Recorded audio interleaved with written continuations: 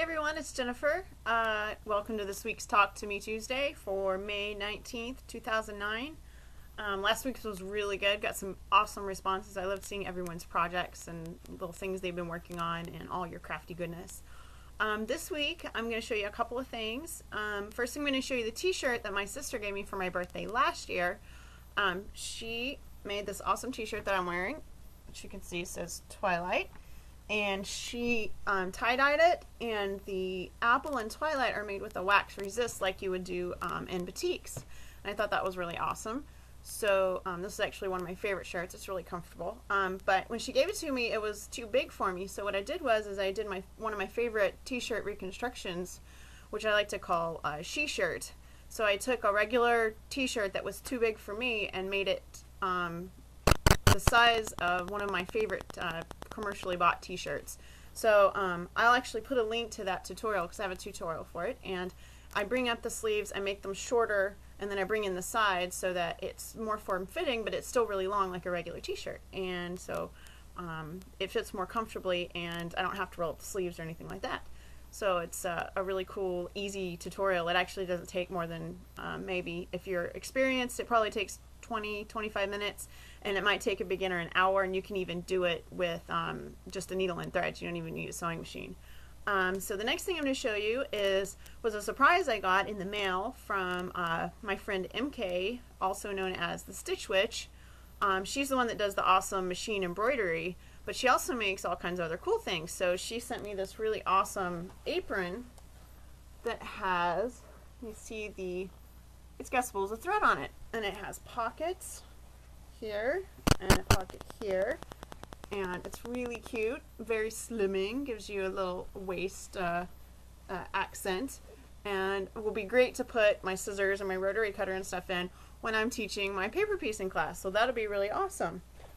Also, I want to show you what I made last week, and this is for anybody that follows me on Flickr or Facebook or follows my blog on my craft blog, blog.sewhooked.org, or on LiveJournal. You saw this guy because I was really excited about him and very enthusiastic when I finished him because he's so flippin' cute. I had to show everyone. So and also, you couldn't really tell how big he is in the photos because there wasn't anything for you know, to show you for size reference. So I thought I'd show him to you today so you can see how big he is.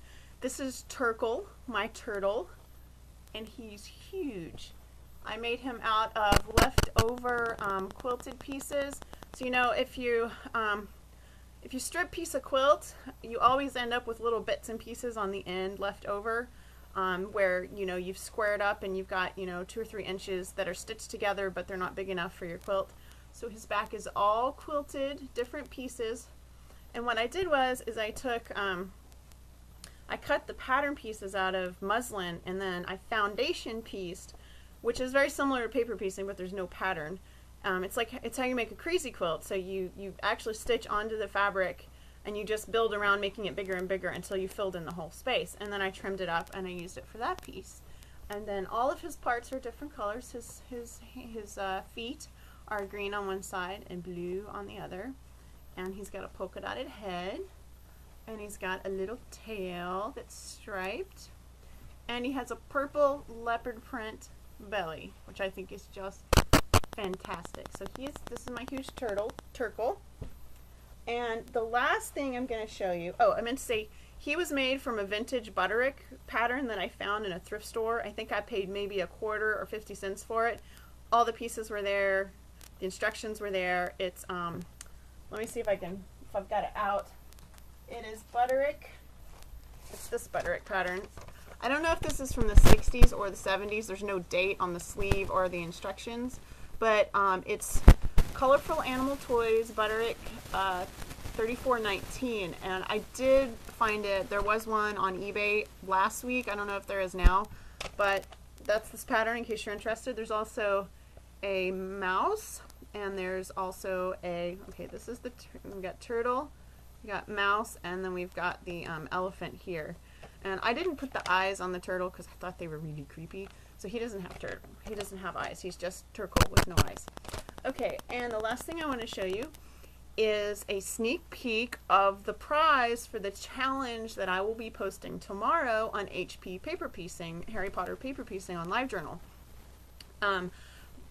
The challenge I'm posting tomorrow for the first time ever is going to have 2 categories, and everyone that enters will be entered in both categories because of the way that I've written the challenge.